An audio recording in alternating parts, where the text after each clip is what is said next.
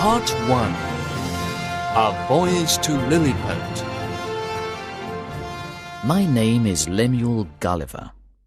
I was born in England in 16...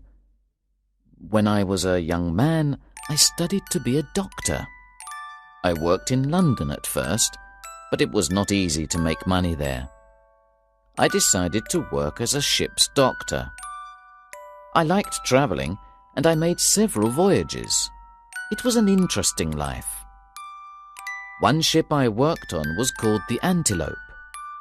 Our voyage went very well at first, but one day there was a great storm. The ship hit a rock in the sea and began to sink. I managed to jump into one of the ship's lifeboats with some sailors, and we thought we were safe. Then there was a big wave, and the little boat turned over in the water. We all began to swim. I soon lost sight of the other sailors, and I never saw them again. I think they all drowned. I swam for many hours in the water, and I was very tired. Suddenly, I realized that the water was not deep anymore. My feet touched the ground. I walked a long time, and then I came to the beach.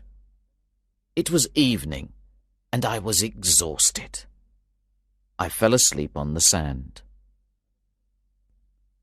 When I woke up, it was morning. I tried to stand up, but I could not move at all. I raised my head a little, and I could see ropes around my body. They were tied very tightly. I did not know what had happened to me. Then I saw a very small creature walking along my body. I looked again, and I was very surprised to see that this creature was really a tiny man. Soon there were more of these little men walking on me. There were hundreds of them on the ground near me. They were talking to each other, but I could not understand their language. I shouted very loudly, "Oi!" And the little men were afraid. They ran away quickly. Then I tried to free myself, and I managed to break the ropes around one of my hands. As soon as I did this, I felt a sharp pain. The little men were shooting arrows at me. The arrows were very small, but they were also very sharp, and I decided to lie still. Now the little men constructed a platform near my head. One of them climbed up to the top of the platform. He was standing very close to my ear. He began to shout into my ear. I could hear what he said, but I did not understand the language he was using.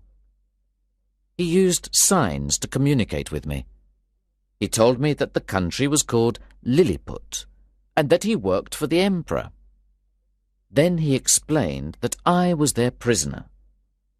He told me not to be frightened, because they only wanted to take me to see the emperor.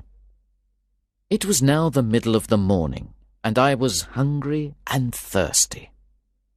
I put my finger in my mouth to show the little man that I wanted to eat and drink something. He understood me, and he gave some instructions to the hundreds of little men who were on the ground. They went away, and then they came back with ladders. They had wine and food with them. They climbed up the ladders and offered me the wine and food. Everything tasted good, but it was very small, like the men themselves. I drank whole barrels of wine and ate several cattle and sheep. Soon I could hear a lot of noise on the ground near me. I turned my head to look, and I saw that all the little men were now very busy. They had cut down a lot of trees, and they were building something with the trees. They worked for a long time, and then I saw what they were making. It was a large machine with many wheels.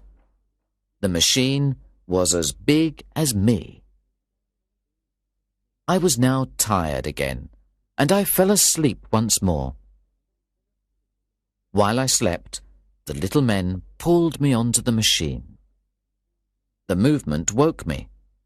I was curious to find out what they were doing. Then I heard a noise, and I saw hundreds of tiny horses. The little men attached the horses to the machine, and the horses began to pull me along. There were 1,500 horses pulling me. The machine began to move slowly forward. We travelled slowly for a long time, and then we came to a city. We stopped outside the city. There was a very old temple here, and they asked me to get off the machine and enter the temple. I learned later that this temple was one of the largest buildings in the country. It was no longer used because someone had committed a terrible murder there some years before. There was just enough space in the temple for me to enter. Once I was inside, the people tied me up again. They used 91 chains and 36 padlocks. The chains were long enough to allow me to stand and walk around. I'll never forget how surprised and frightened the people were when they saw me stand up and walk. Now the emperor himself came to the temple. He brought his princess with him. They wanted to look at me.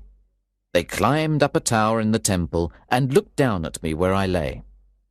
People from the city began to arrive as well, and they climbed up the walls of the temple to look down at me.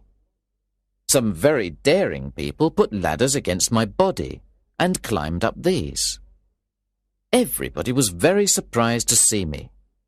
I was the biggest man they had ever seen.